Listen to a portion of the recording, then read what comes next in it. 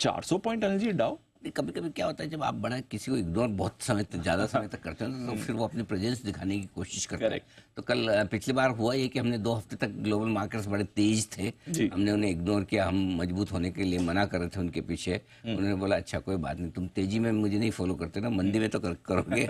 सो कल अमेरिका में अच्छी खासी कमजोरी देखने को मिली, 400 अंक लुढ़का का। हालांकि हम बंद हुए तब अंदाजा तो था 200 पॉइंट, तो डाउ फ्यूचर्स तब भी नीचे थे, 200 सवा 200 पॉइंट, तो कमजोर अमेरिका का अंदेशा तो था ही, लेकिन इतने कमजोर होंगे ये अंदाजा नहीं था। तो थोड़ी उम्मीद से ज़्यादा कमजोरी हुई है, पहली चीज़ जो। और इस कमजोरी के साथ वो कहते हैं ना कि कंगाली में आटा गिरा जैसा मामला है। डाउ फ्यूचर्स ऊपर से फिर और कमजोर हो रहे हैं, 250 पॉइंट नीचे हैं इस वक्त डाउ फ्यूचर्स। तो यानी कि आपको मोटा मोटी 500 पॉइंट की कमजोरी को डाइजेस्ट करना है डाउ की। पहले तो ये जान लें कि डाउ क्यों कमजोर हुआ, और फिर ये जानेंगे कि डाउ फ्यूचर्स क्यों कमजोर है। अमेरिका में बॉन्ड यील्ड्स बढ़कर आई है, 4.6% के पार निकली और 1 महीने की ऊंचाइयों पर आती हुई दिखी है। अब कोई खास वजह ऐसी ढूंढने जाएंगे तो आपको मिलेगी नहीं। सिर्फ ये है कि शायद लोगों को लगा अब कोई ट्रेड करने के कारण नहीं है, तो फिर लोगों ये मान के चले कि हो सकता है ब्याज दरों में कटौती में लंबा वक्त लगे, हो सकता है ब्याज दरें थोड़ी बढ़ जाएं तो बढ़ जाएं।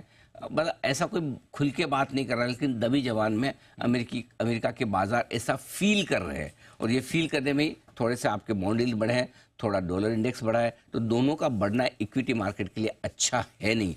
इस वजह से थोड़ी सी गिरावट होती हुई दिखी है। बॉन्ड यील्ड भी आप देखिए और डॉलर इंडेक्स भी देखिए 105 के ऊपर निकल कर टिकता हुआ दिख रहा है। तो ये संकेत है, और इससे होता ही है कि जब बॉन्ड यील्ड्स बढ़ जाते हैं, जब डॉलर इंडेक्स बढ़ता है, तो कमोडिटीज़ के दाम, इक्विटीज़ के दाम घटते हैं। वो एक ट्रेड और ट्रेंड थोड़ा सा अमेरिका में और बाकी ग्लोबल मार्केट्स में उनकी वजह से नजर आ रहा है। उनके साथ देने के लिए तैयार है निक्केई भरपूर, कंधे से कंधा मिलाकर 850 अंक सुबह सुबह नीचे है। जापान के बाजार अभी थोड़ा कम हुआ है, ठीक है, फिर भी 600 अंक भी कम नहीं होता, 7 पूरा दे रहे। अब आइए डाउ फ्यूचर्स क्यों कमजोर है। सेल्स फोर्स, आपने इसका नाम नहीं सुना होगा, आप ये सोचते हो कि हर कंपनी में होती है, जी नहीं। अमेरिका में एक कंपनी है, उसका नाम है सेल्स फोर्स। उसने बाजार बंद होने के बाद अमेरिका में एक अपना गाइडेंस दिया है, और वो गाइडेंस से कहा है कि भाई हमारे आगे हालत पतली है।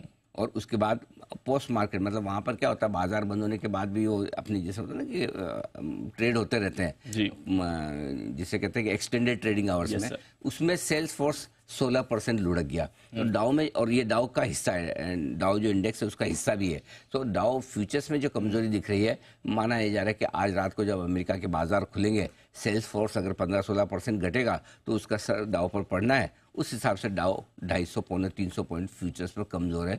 ये पूरी कहानी है। नैस्डैक फ्यूचर्स भी 100 पॉइंट कमजोर है। तो क्रूशियल वक्त ग्लोबल सपोर्ट मिसिंग है। इन सब के बीच में एक अच्छी चीज है दीप, जो हमारी बड़ी इवेंट के पहले है चार्ज में, वो भी हम आके डिस्कस करेंगे। अच्छा, हर अच्छाई में कुछ खराबी हो सकती है, हर खराबी में कुछ अच्छी बात भी हो सकती है, उसका भी विस्तार से आगे हम बात करेंगे।